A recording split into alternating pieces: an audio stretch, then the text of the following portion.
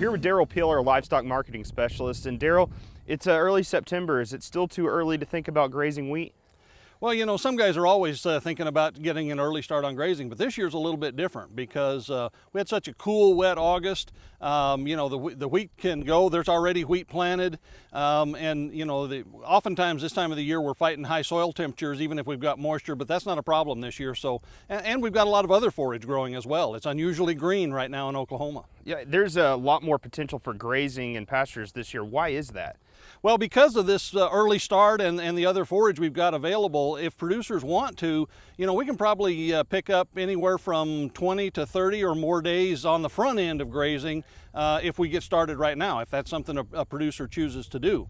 At the same time, you know, the wheat market has not been real good and doesn't really look that promising for next year. So I know some producers are already thinking about grazing out next spring. That adds about 75 days to the end of the normal winter grazing period.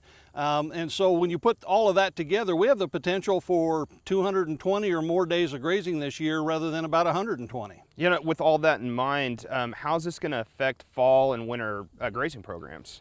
Well, I think producers need to think about this and see whether there's things they want to take advantage of. You know, if you start early, it's going to be difficult to have one set of calves that would go certainly all the way through graze out, if you're thinking about that. So then you have some choices to make. You either have to try to get them really light on the chance that they might go all the way through, or that you're going to market them ahead of full graze out, or you might even think about two sets of calves where you start with some early this fall, you know, turn them over in January and start with a second set then for graze out. So more alternatives. You need to think about what's you know, what you're interested in, what's possible for you, and go from there. So what are some other things that producers can do to kind of capitalize off this you know, great potential that they have? Well, you know, obviously we got to be aware of market conditions on both the front end and the back end. And so, you know, when are you going to buy? What kinds of animals are you going to buy? What size in particular?